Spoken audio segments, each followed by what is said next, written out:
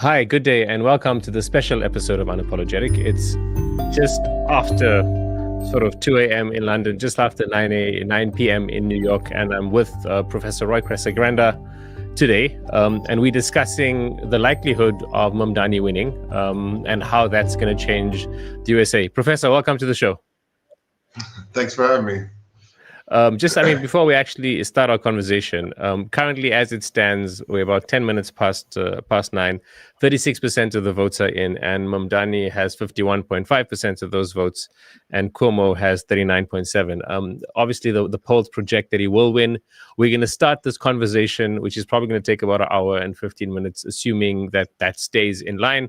And if that doesn't work out, then we'll pivot the conversation. So just to sort of start with, Professor Roy, I've seen, through your recent lectures and also your activity on social media, you are very pro Mamdani. What's the thoughts on that, right? But also, how significant is this? If you can answer both at that, what's your personal thoughts? But then also, how significant is this in the event that Mamdani does win? So, it is significant in many ways, and it's not at the same time. So one of the things that makes it very significant city, and we're going to have a person who's ethnically Indian from Uganda, who's Muslim, who's a democratic socialist, who's anti-Zionist. Like, it's layers of, wow, how's this happening in New York City? At the same time, he also very much represents, I think, what the majority of New Yorkers believe in terms of economic politics, in terms of social politics. And of course, there's been a massive shift in the United States in re-examining the United States' relationship with Israel. And so, and especially amongst the Jewish community in the United States. And so I think in some ways, he's actually just telegraphing where New York City is right now. On the flip side of it, who's he running against? He's running against, Cuomo, who went down in disgrace. And he lost the primaries to Mamdani and then decided he's going to run as an independent, which is what a nasty person does, right? I can't accept defeat, so I'm going to go ahead and cheat, basically. And then Silva, it's impossible to say his name without laughing a little bit at the end. And so at some level, too, he doesn't have real competition. And that's also, I think, telegraphing where New York City is today, right? The city has been maturing and growing and developing intellectually in a way that I think is interesting, and he's become a centerpiece of that. In many ways, the election also has become a focal point. It's got global attention. It's got national attention in the USA because it's very much a standoff between the things that Trump represents, and then there hasn't really been an answer to what Trump represents from the Democrats. They've also been very establishment. And Mamdani, as you know, was not accepted initially by, and to a large extent still is not accepted initially by the Democratic establishment. They're obviously they're getting increasingly behind him as this election data has come about because simply of how he's polling. But he also represents a change in US politics. Do you think that's significant? Do you think that what's given rise to that? I'm guessing the answer is going to be a mixture of Trump and a bit of what's happened in Gaza and Israel. But yeah, just what do you think of that moment in terms of a bigger clash that's happening in the US political spectrum? So, since Nixon was elected, the United States has been trying to figure out which direction to go in, and it's been trying to go in two directions at the same time. And one direction was to sort of maintain the old liberal regime that FDR had created, and the other direction was to flip back to a pre-FDR, kind of rabid capitalism that triggered the Great Depression. And what Trump represents is something even more extreme. Instead of going back to early 20th century rabid capitalism, he wants to go back to 19th century, white supremacy, actively ethnically cleansing the Native American population and slavery, right? Like, Make America Great Again really is Make America 19th century again. And what Mamdani represents is this sense of wanting to go into the future. And that means not necessarily going back to the liberal regime of FDR. That doesn't mean going back to rabid capitalism. That doesn't mean going back to the 19th century. He represents the 21st century. And in that way, he is split from the Democratic Party, which is why the Democratic Party was hesitant to jump on board, because he's not talking about, let's make the United States 1945 again. He's talking about let's make the United States 2025. And I think that's why you saw that resistance from the Democratic Party. On the other side, he's in a blue city. The United States is so badly divided between blue and red, right? Like this, the major cities are blue. The states with the high GDP are blue. The big states tend to be blue. Texas and Florida, obviously, being exceptions to that. And he represents the core of those blue places, which are pro-labor, they're pro-gay rights, they're pro-human rights, pro-civil liberties. They're states that want, or cities that want to innovate, and in that way, he doesn't really reflect, I think, the radical change that everybody's pretending he's reflecting. He's reflecting what the core of that population really wants.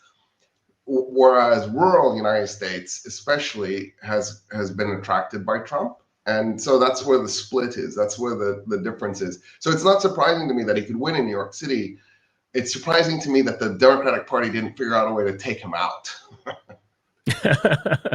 When you say that it's surprising that the Democratic Party didn't figure a way to take him out, unpack that for me a bit, because I mean, I see that. I mean, when Mamdani a year ago, I mean, it was just, if you've seen his social media recently, and maybe you have, he literally was standing on New York street corners. No one knew who he was. He's trying to get people's attention.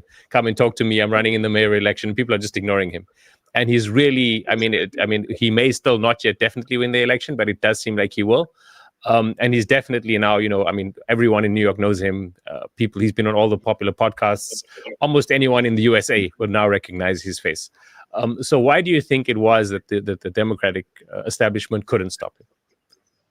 Yeah. So one of the things that every politician is always thinking about, like they're super obsessed with, is how do I get reelected? And so at some level, it's hard for a politician to take a position against a popular position, especially so the Democratic Socialists, the DSA, decided early on that what they wanted to do was pull the Democratic Party to the left, that their goal was to make the Democratic Party, a little bit less liberal and a little bit more socialist. And the way they were going to do that was by operating from inside the Democratic Party instead of splitting off and creating a third party. And the reason why that was necessary is because of the way single-member district representation works in the United States. Had they made a third party, they would have just hurt the Democratic Party. They wouldn't have pulled the Democratic Party to the left necessarily. They would just made it lose elections. What I think happened with Mamdani is he was saying things that were resonating so strongly with voters that voters were willing to overlook their sort of implicit bias, their racism, their anti-Muslim feelings, and somehow he made that leap and he crossed over that. And once that happened, the Democratic Party, I think, became nervous about challenging him because they don't want to lose elections. They don't want to lose ground. But he represents this wing of the Democratic Party on the left that most mainstream Democrats don't want to, mainstream Democratic elected politicians don't want to see succeed. Even though I think, based on how Bernie Sanders did in 2016 and 2020, that there's actually a really powerful core of people in the Democratic Party who do want to see people like Mamdani win.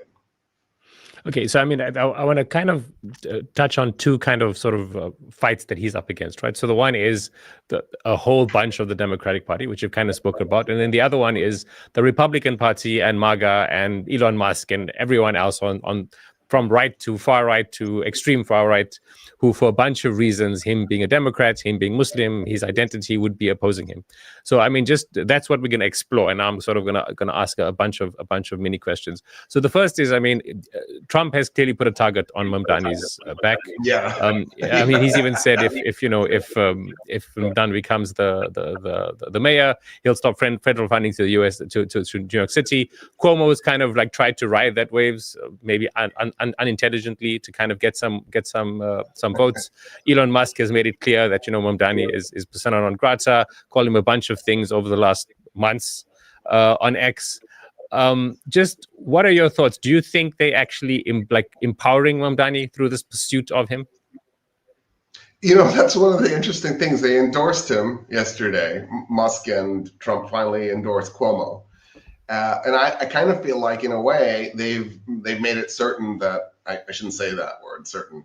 They've made it extremely likely Mamdani will win, because that was, if Cuomo had a chance, the last thing he wanted to have happen was an endorsement from Trump and an endorsement from Musk. That may have been his death knell. And the reason I'm saying that, of course, is because New Yorkers have grown to profoundly dislike Trump.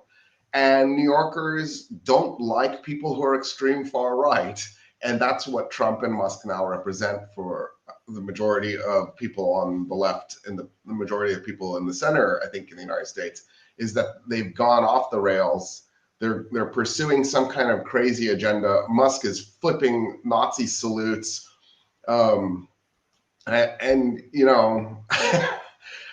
think having somebody who flips the Nazi salute twice back to back in New York City is anathema. Like, that's not going to fly. That's not a positive sign. So I feel like, in a really strange way, in their attempt to attack Mamdani, they made him increasingly more and more popular. New York City, most of the blue cities in the United States are looking for ways to push back against Trump. And so they really gave Mamdani an endorsement, in effect, right? It was the anti-endorsement, but it was perfect for him. I mean, you earlier on you mentioned that sort of, Mamdani, because of what he says resonates with the working class and resonates with the issues impacting most, Americans and their economic needs.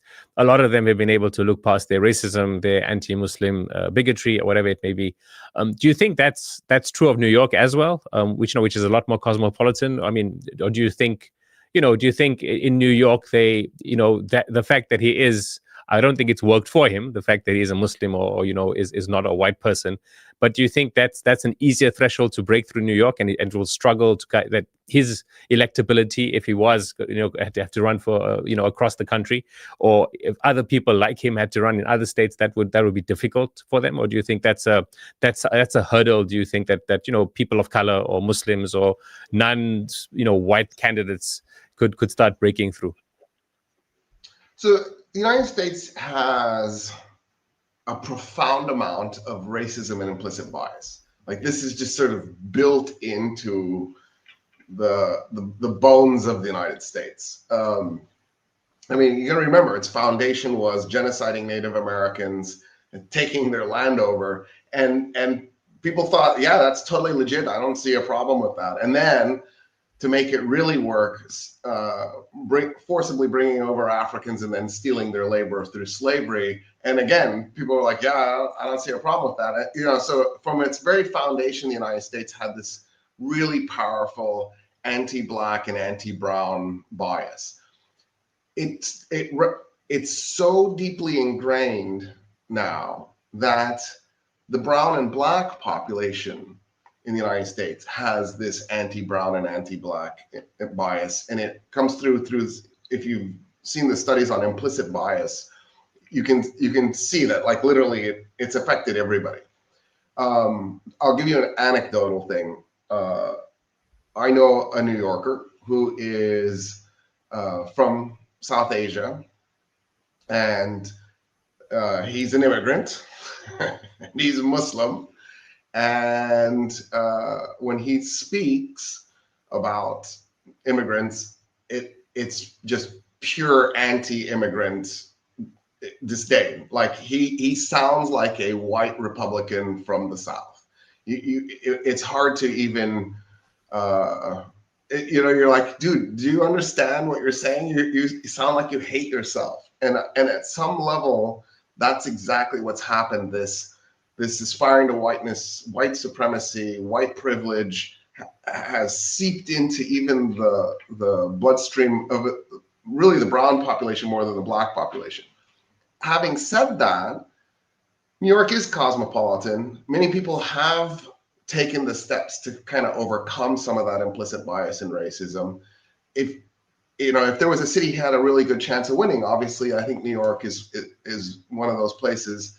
There's plenty of other places in the United States. If it's a big city, he has a chance because the big cities are cosmopolitan. And people, one of the things that we know is when people are around immigrants, their implicit bias against immigrants goes down. And so, just the fact that there is such a huge history of immigrants coming into New York City does make it so that it's not as outrageous. Having said that, Louisiana elected a South Asian governor at one point. He was a Republican and a conservative. And so, it's not that it's impossible for a brown person to win an election in the United States by any means. One of the phenomenon, though, that I'm always worried about is backlash. So if a white person gets elected and something goes wrong, everybody's like, yeah, of course, things go wrong. If a brown or black person gets elected and something goes wrong, they go, oh, it's because that person is black or brown or Muslim or Jewish or whatever whatever not Protestant white male they are. She's a woman. And so what we tend to do is forgive white male Protestant errors and just assume that there was nothing you do to stop it. But then we attach causality to the gender or race or religion when that person doesn't fit that profile. And that's, of course, one of the hard things I think brown and black and for that matter, women politicians have to face in the United States. No, I mean, many people would be able to argue that, Trump was able to rise at the back of Barack Obama, because even though Barack Obama was quite a successful U.S. president by many accounts, he obviously there was a sentiment among the right which started seeing they're losing the country's being lost to white faces.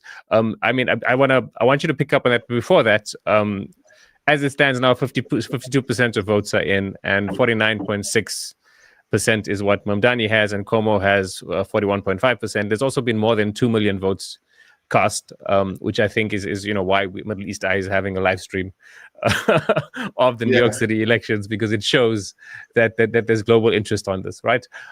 We've how much do you think? And I mean, it's a bit of a difficult question to answer, but how much do you think Mamdani's success has come about because of what's happened in Gaza? And the fact that, especially in the primary, the Democratic primary for New York, all the other candidates were saying that, I'm sure everyone's seen this clip. Everyone was, they would go to Israel first. And he kind of said, I'm a New Yorker and I'll stay in New York. And he's been very, articulate and unapologetic, to use the word, in calling what's happening in Gaza a genocide. How much do you think that actually matters? Or do you think it really is his economic agenda, which has put him where he is?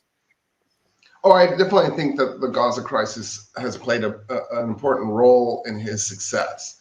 And one of the reasons is because, especially among younger people in the United States, there has been a shift in support for Zionism. People are beginning to realize that the Zionist project is a settler colonial project that requires genocide to succeed. And people are beginning to go, wait a minute, why are we supporting genocide in 2025? And so I think that is definitely part of his success. His campaign has hit that nerve, especially amongst younger people. But you're starting to see it even with middle-aged people in the United States as well. There's even a shift in that direction. Supporting the Palestinian cause and being less supportive of the Zionist cause. And so to a degree, that's part of his formula. One of the things we were talking about was, Barack Obama's election helped cause Trump. I totally believe that, just for the record. One of the moments that I remember that I reflect back on now frequently is I have a friend who is half his one parent is half black, half white. So what he's yeah, that's right. One parent is half black, half white, and the other parent is Dominican, which is, essentially the same thing, half white, half black. So he is essentially half black, half white. So he's like Barack Obama. And we're walking together it was in Austin. I'll never forget it, like the moment, because it was just such an interesting moment to me. And I said, "So are you excited about Barack Obama?" And he goes, "No, no, I'm not. This is a disaster." And I was like, "Wait, what? How are you not excited?" And he goes, "Every time something goes wrong, his race is going to be blamed, and that's going to come flying back on black people." And then he said, "There will be a pendulum swing afterwards." And I thought, oh man. And I was so irritated with him because I said, "Thanks for raining on my parade," because you could see the truth of it immediately, right? There was no way that he was wrong. And I had been sort of allowing myself to be in this little bubble. And of course, that's exactly what we saw play out. The whole birther movement was a question of whether or not it was okay for a black man to be president of the United States. The guy he ran against, the guy that Obama ran against, the guy that the Republicans voted for, was John McCain. John McCain was born in Panama. Barack Obama was born in Hawaii. If the Constitution didn't allow people born outside the United States to run for office, then how did McCain run? And yet somehow it made sense in people's minds that it was fine to vote for the white guy who was born in Panama, but it was not okay to vote for the half black guy who was born in Hawaii because he wasn't born in the United States. Like, it was, how did this happen? That's a lot of cognitive dissonance. If we could figure out a way to harness cognitive dissonance and generate energy from it, we would have an infinite supply just from the United States. We don't even need the rest of the world. And so,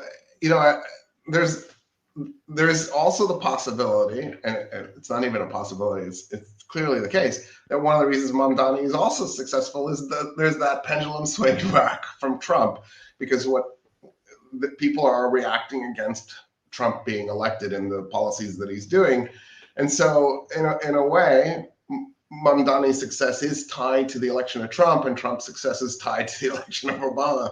So we're like on a sine wave, and I don't know how to get off the sine wave. And it feels like the crests and the troughs are getting more and more extreme as time goes by. And I guess at some point the sine wave will break and we'll do a violent civil war and just kill each other because we can't stand each other. Okay, so I mean, you've spoken about the pendulum swing from Barack to Trump, and you've said that in many ways Zohran's success is in a response to Trump. Obviously, I mean, he's spoken about the specter. I mean, and Trump has said, that we've seen ICE go into cities and kind of disrupt, the what would be, city lines and kind of disrupt jurisdictions and all these kind of things.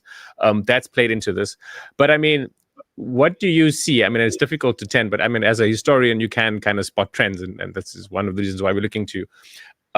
What do you think the pendulum swing against Zohran would be like? And how do you think, can he protect himself against it? Or is just the macro trends of history too great?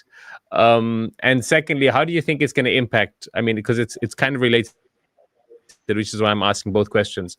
How do you think it's going to impact the Democratic Party? Okay, so one of the patterns that I see playing out is we'll elect a guy that has good ideas. So I'm not saying every politician has good ideas, just so we're clear, because we'll frequently elect a person who has bad ideas.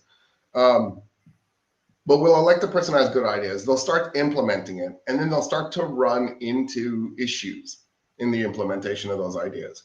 So the biggest one, of course, is institutional lethargy. trying to reshape the city government in New York is going to force Mamdani to spend a lot of his political energy. So if he has 20 policies he wants to enact and he pursues all 20 policies, he's almost certainly going to fail just because he has a limited amount of political energy to spend. And if he tries to do everything, he'll put too little in each one. If he's successful, he's going to have to just pick a few, go after them. When that happens, when politicians do that and they succeed and they show results to the voters tend to get enthusiastic and then go, oh, I like that. And then that's what creates re-election results, positive re-election results. The problem is then when you're trying to pick the next level of successes, because hopefully you're going for the ones that are maybe easier, they're the ones that are going to get you the best results. As you start to go for the harder ones down the road, like let's say in your second term, well, there's a term limit in New York, so you'll only get 2 terms. You're going to very likely not be able to get as many as you did in the first round. And what tends to happen then is people get disappointed, and I think that's part of why we get the pendulum swing. There's a lot more to it than that, but part of it is there's sort of this institutional resistance that you will run into over time. Think about how popular the socialists in Europe have been since World War II, and then look at where they are now, and you'll see that the socialists just don't have that kind of pull anymore, and actually the extreme far right is sort of replacing the socialist party's popularity in Europe. And part of that is they've just been around for so long, they've become normalized, they're trapped in the cycle of trying to get reelected. They're not getting the results that they used to. People are starting to see them part of the bureaucracy. They're starting to see the lethargy of the bureaucracy, the inflexibility, the lack of innovation, the stagnation that sort of kicks in over time. If you get into that cycle, then that's going to give you the pendulum swing. And so what I'm hoping happens in the case of Mamdani in his next 8 years, because I'm giving him a second term, is that he really pulls off some of these policies that he's pursuing, and then on the other end of it, New Yorkers don't have quite as hard of a pendulum swing, and they stay the blue city that they are. I don't think in the immediate future you're going to see the kind of reactionary backlash that we've seen in other places in New York City, but who knows? 8 years is a long time, especially because try to imagine where the world is going to be in 4 years with AI. And it seems like our political cycles get shorter and shorter and shorter as time goes by.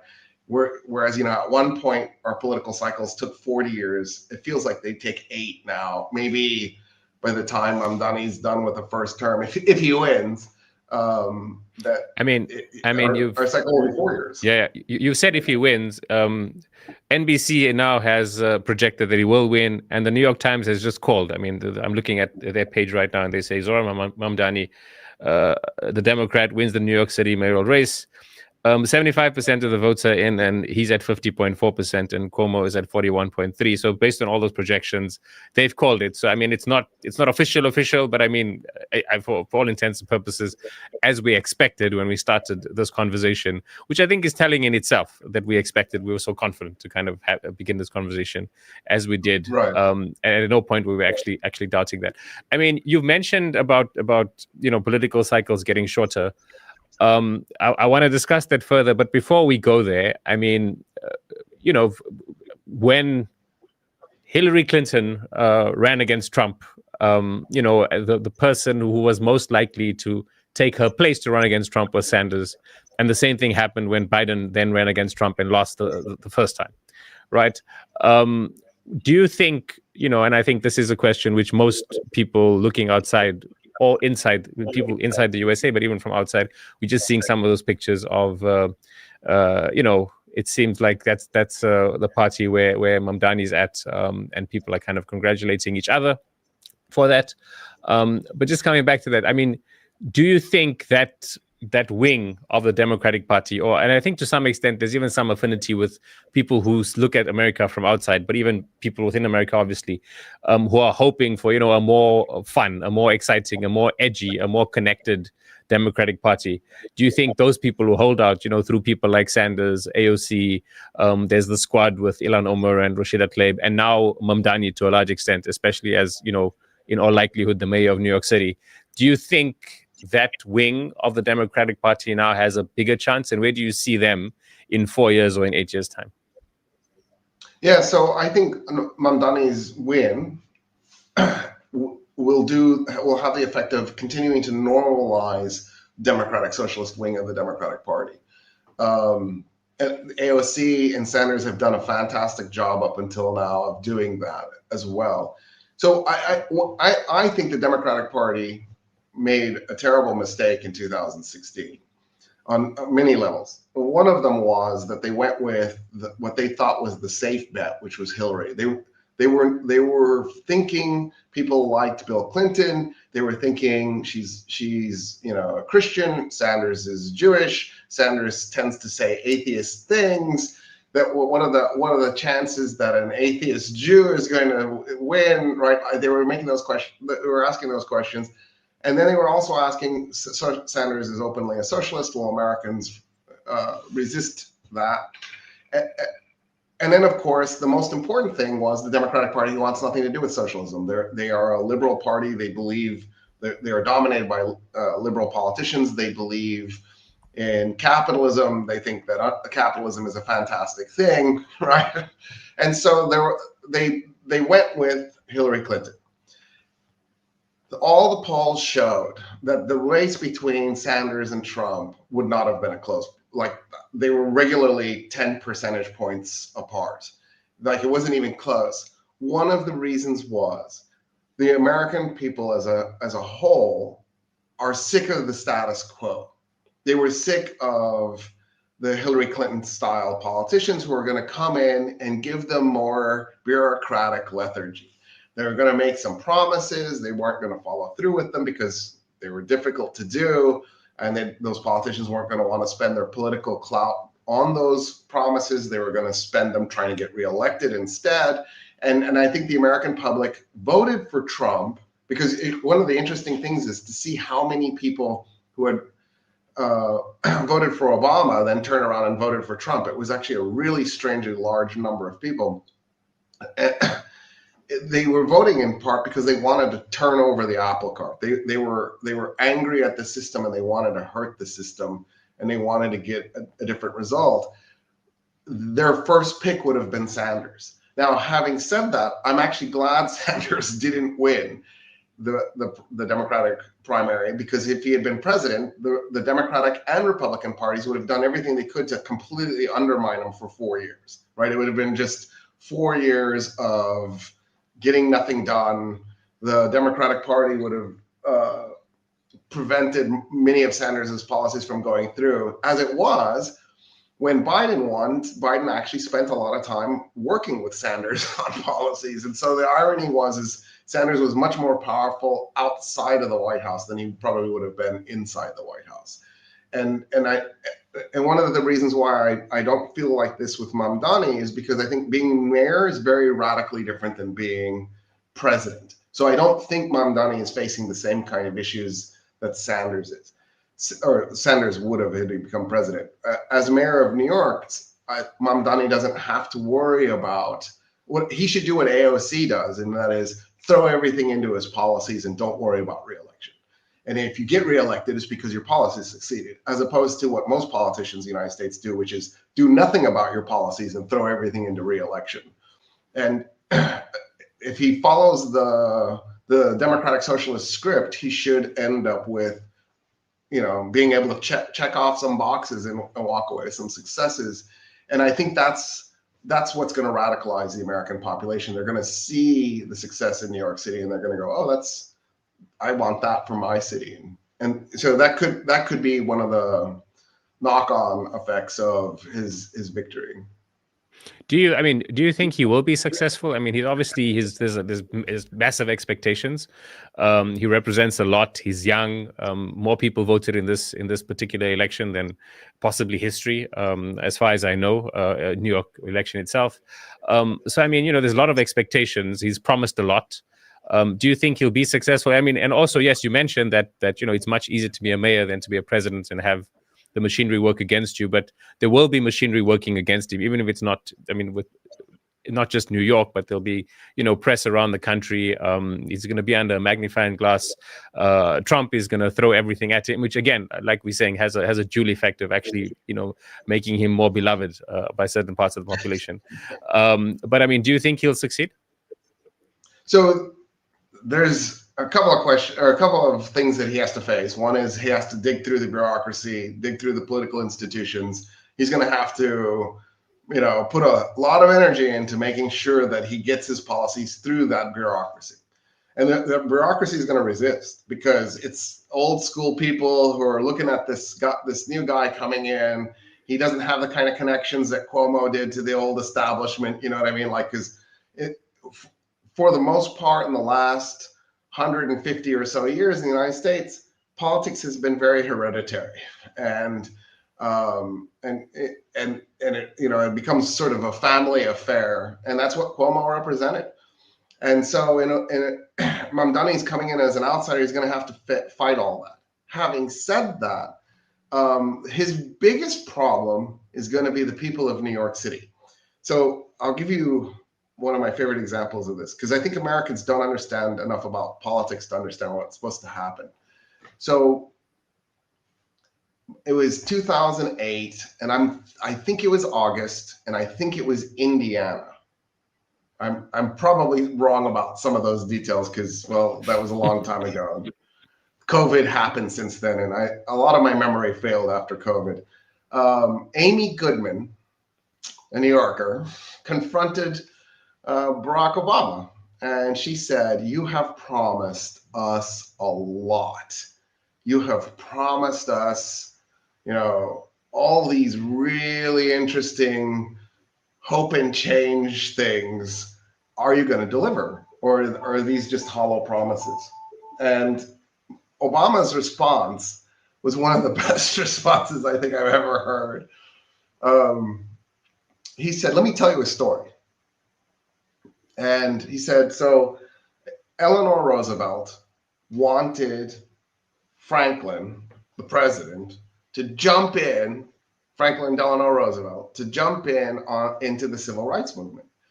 And so Eleanor had been pushing her husband to try to get him to meet with some civil rights activists. After years of working on her husband, she finally scheduled a meeting with a civil rights activist. So the civil rights activist and her go into the Oval Office because she's going to go in there to support the civil rights activist. Like she's actively advocating on his part. And so they sit down across the desk from her husband, the president, and the civil rights activist makes a pitch for why FDR should jump into civil rights. And at the end of the pitch, the civil rights activist goes, "Well, so are you going to support us?" And FDR's response is, "Are you going to make me?" And that's Obama's response to Amy Goodman. And you're like, first of all, it's rare you see Amy Goodman stumped, but I felt like she was stumped in that moment. And the answer is, if the people of New York City want Zohran Mamdani to pull this off, they're going to have to actually actively support him. Politics isn't you vote. This is the sad thing about this. Politics isn't you vote for a guy and then you go back to sleep and then in 4 years you wake up and you go vote again. Politics is you vote for a guy and then you continually advocate and work for that guy's causes. If you don't, you're not going to get the results that guy promised you, or if you get them, they won't be as robust, or there will be fewer of them. And so in many ways, politics is wasted on the American public, because the American public is under the impression that they just have to vote once every 4 years and they can go back to sleep and they don't have to keep up with the news and they don't have to pay attention to what's going on around them. And, you know, like, if you want to live that life, go to a monarchy. In a monarchy, you don't have to pay any attention. You probably still should, but you don't have to. There's a guy making all the decisions for you. But in a republic, you can't be inactive. That's the whole idea, is that the public is politically active. And so if he's going to really succeed, he needs New Yorkers to back him every step of the way. But having said that, I have hope that that will happen to a degree, because I think over the last few years, maybe since Occupy Wall Street, there has been this shift in New York's mentality about politics. And I think New Yorkers are actually more engaged. And I think that's one of the reasons why New Yorkers are so attracted to Mamdani, is they realized he was the kind of politician that represented their kind of engagement. And you know, like, if he wins with 50% of the vote, that's really a remarkable win, in part because of all the things that were going against him.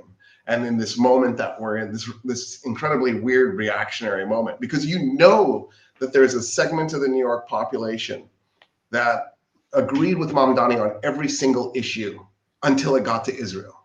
And they went, I just can't. And he's a Muslim too, it makes it worse. And they went and they voted for Cuomo. Even they held their nose, and they probably had to, like, put something in their mouth so that they wouldn't gag. And they went and voted for Cuomo for that one issue. Such a huge portion of the United States population are one issue voters. And you know that that was a huge segment of the New York population. And yet still he's going to get close to 50% if he doesn't clear it. And so that's a mandate for him. And I think, fingers crossed, but I think New Yorkers are going to back him, and he's going to get the kind of momentum he needs from the public. Okay, I mean, so just I'm going to mention a few more. I mean, it's now confirmed. Almost every major news organization and poll has said that Mamdani is winning. He's celebrating at we've seen pictures already. At his watch party, 83% of votes are in, and he's at 50.5. So he may well actually, as you mentioned, get more than 50%. What I mean, you've spoken about Obama, and I want to ask you later on for some other historical precedents, more specifically with regards a mayor of a city, and if you can draw from that. So I mean, that's, you can think about that in the background of your head in the meantime. But just on Obama, so. Obama started off, very much, someone from Chicago, connected with people. He was seen as a successful president, but I think many of his critics would be, he kind of became the establishment. In terms of foreign policy, didn't really do anything that was different from other U.S. policies. I mean, it's specifically regarding all the drone strikes in Yemen and Pakistan. Those were things he became under criticism for. He did create a wedge between him and Netanyahu, but I think that's an inevitability of every U.S. president creates a wedge with Netanyahu because of Netanyahu, but they don't actually do anything after the wedge is created to kind of change policy on Israel. He record detentions at the time, or at least deportations at the time as well. So I mean, again, he was seen as an establishment person. AOC, lots of promise, and obviously she's still young and has a long career ahead of her, but there was a lot of disappointment when it took a long time for her, for example, to become really outspoken on what Israel were doing when Israel was really behaving much worse than they are behaving now, if that's possible, sort of a year ago. I mean, Mamdani has doubled down, in fairness to him, whenever there's been an opportunity. Mostly he's doubled down. He's embraced his Muslim identity. He's been outspoken on Israel. He's kept his economic agenda and local issues at the fore. But I mean, as his political career goes, it's going to become increasingly tough to fight the elites and the billionaires, and they will try to co-opt him. And sometimes that's a good thing, by the way. It's not always bad. It usually is bad, but it's not necessarily bad that powerful people are trying to co-opt you. But do you think he'd be able to navigate that smartly? And I mean, if you're advising him, how would you advise him to navigate that? I think the biggest thing that scares politicians in the United States is Israel. So, and not just politicians. anybody with a career that has any kind of profile. So professors, university professors, are horrified, terrorized into not saying anything about Israel. Saying something about Israel in the United States usually means, if it's negative, the end of your career. And Mamdani's already done that. So we're way past the mark. It's why AOSC took so long to say anything, is because she was thinking, I've got all these other issues. There's one issue over here on the side that might be a career-ending moment for me. Do I jump in and say something and lose my career, and then my ability to fight for these other issues? That was her calculation. Because you got to remember, in politics, you have a limited amount of power. End of story. You have a limited number of ideas, a limited amount of money, a limited amount of support, a limited amount of voters, right? And every time you apply some of that power to an issue, that's power you've spent. And you've now gotten an opportunity cost, right? There were other things you could have been spending that power on. I think one of the things that people get confused about in the United States is they think that just having the office is the thing that gives you the power. The reality is you have to have a power base, and then you get into office, and then you use that power base to push for your policies. And so every politician has to calculate, do I make an issue here? Do I spend energy there? Obama got into the White House, and he did get co-opted to a very large degree. I mean, one of his nicknames was the deporter in chief. He built more wall on the U.S.-Mexico border than Trump did. His first 4 years in office, his foreign policy just looked like everybody else's foreign policy. When he switched over to John Kerry as Secretary of State, his foreign policy shifted and became a little bit less normal. But you're right. Like, for the most part, he did get co-opted, and he even talks about it in his book. He even talks about how, as he's running for office, little by little, he's getting more and more co-opted by the rich. To become president of the United States, you are probably going to have to make some serious sacrifices. To become mayor of New York, I don't think you have to make anywhere near that many sacrifices. Having said that, I do think Mamdani does need to reach out to the rich and find some support with them.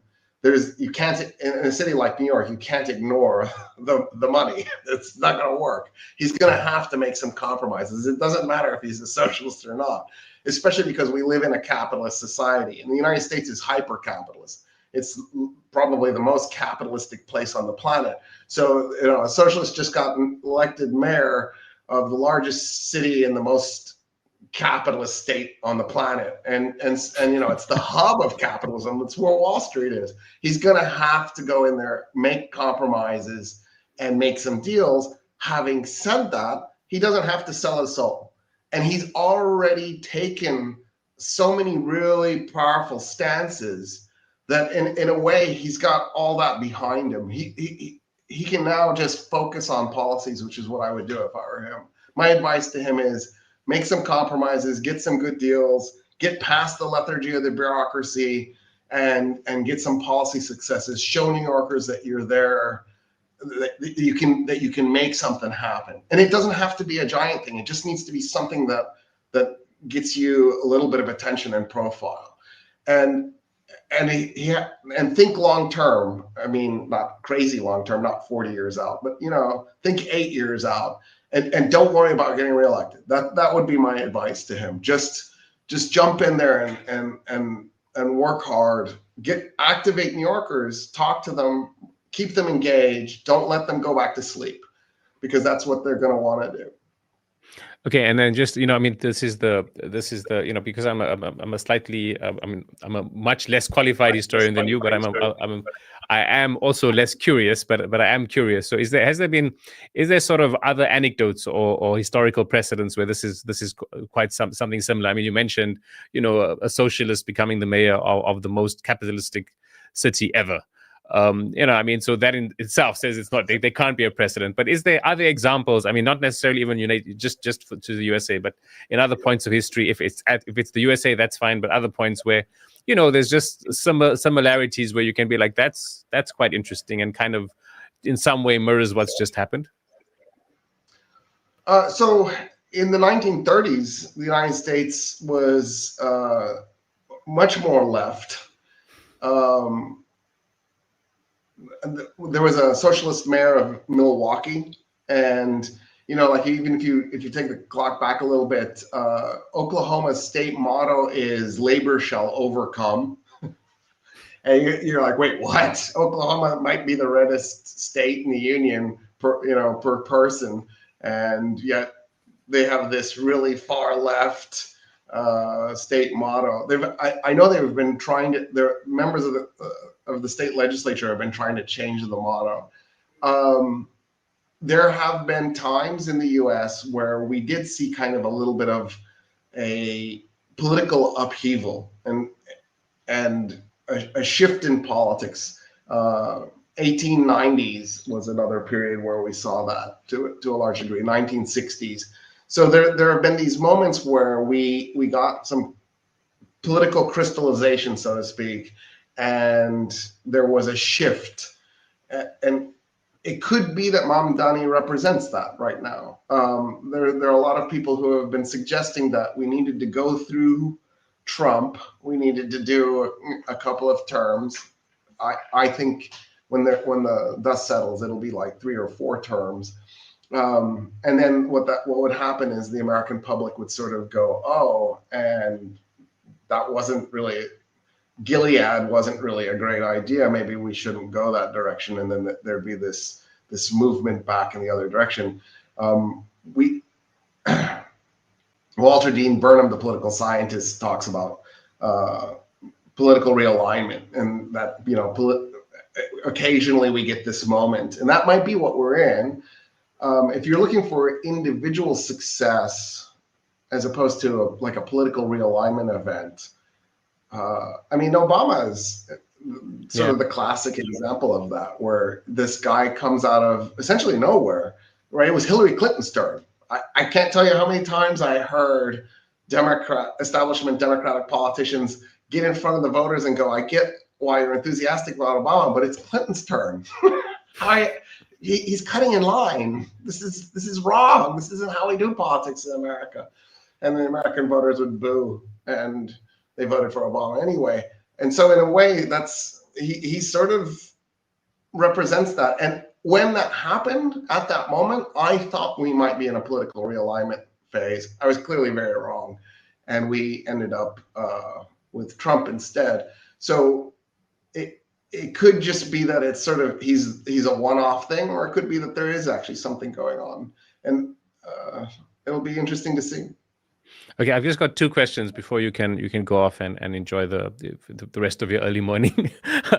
So the first one is, let's just go back into that political realignment thing. Do you think we are in a? You kind of touched on it, but let's just give it more thought.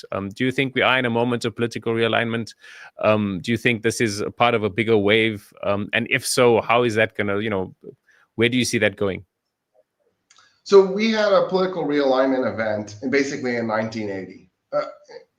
Nixon was trying to create that, but Nixon faltered and it failed. Reagan comes in and he does the Reagan Revolution. And what happened was he managed to talk a very significant portion of the population into re-identifying themselves as conservative. And one of the interesting things is when we polled those people, to this day, it hasn't changed. It's been 45 years of this. When we poll them on their political position, we'll ask them, what are you, conservative, moderate, liberal? I'm assuming socialist is in the survey now. And they'll say liberal, and then you go, okay, they'll say conservative, and then you'll go, okay, now, how do you feel about gun control? How do you feel about abortion? How do you feel about gay rights? How do you feel about the environment?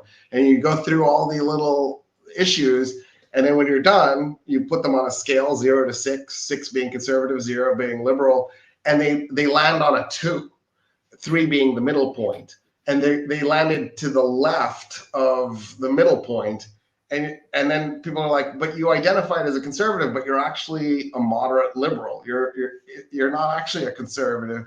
And that's part of the power of political realignment is sometimes you don't even actually need people to change their political ideology. You just need them to change their political identity. One of the things I think is hilarious is whenever Republicans are like, the Democrats are all about identity politics. All politics is identity politics. That's what the Republicans are about. They're about what heterosexual Protestant white male wealthy elite identity, right? That's the goal. And of course, it attracts all these temporarily embarrassed billionaires who are, were making $20,000, $30,000 a year, and because they think, oh my God, those are my people, and of course they're delusional at that point. What I think Trump has the ability to do is radicalize the liberal population and make them reevaluate where they are politically and push them in a different direction. And I think Bernie and AOC and now Mamdani are playing a major role in that shift. It's too early to tell if that's taking place, in part because the Democratic Party establishment has become so entrenched and lethargic. Chuck Schumer is like the classic example of what you don't want to see in a politician in this particular moment. And he's the leader of the Democratic Party in the Senate, and you think, wow, you picked that guy of all people to pick. And one of the problems I think the Democratic Party now has is it doesn't have the kind of leadership it needs to have in this moment. And maybe the DSA can fill that gap. That could be what we're seeing the start of, but it's too early to tell. Okay, so final question. I mean, I think in your first answer that we had this evening, you mentioned, that Mamdani is Muslim, he's anti-Zionist, all of these things. I mean, let's not forget, this is kind of like a trope, the fact that I'm even going to bring this up, but this is the city that experienced 9/11. Zohran's father is Mahmoud Mamdani, who's a great scholar on Muslim identity and history and politics. His mom is a movie maker. Famous among her movies is Mississippi Masala, which is about a interracial couple. When you think about all of those things, again, just try to encapsulate for us. You kind of have already, but just when you take all of that into account, the fact that his father became one of the most foremost scholars that analyzed 9/11, and now this 34-year-old who no one knew about a year ago and was making really bad rap songs is the mayor of New York City. I mean, quirky but bad. Just try to encapsulate for us just how strange and significant this is. I mean, it's extremely strange. And it is significant. Okay, so the United Arab Emirates, DP World, purchased the Port of New York. And this was just a few years after 9/11. I don't remember the year. I want to say 2005, but I'm probably totally wrong.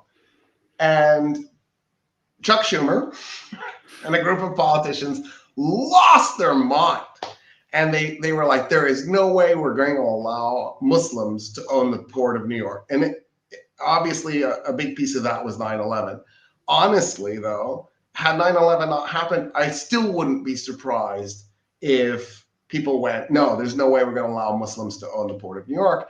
And they basically went to Congress and passed a law forcing DP World to sell the port. And they did. They had no choice. They had to sell the port. So now here we have a Muslim mayor, and you think, oh wow, this is really a moment. Does this mean New York is past its anti-Muslim feelings, its anger over 9/11? And the answer is maybe a little bit, right? Like, it's impossible that they didn't at least overcome some of it. You saw what happened when DP World tried to buy the Port of New York City. So at the end of the day, there must have been some movement in that direction.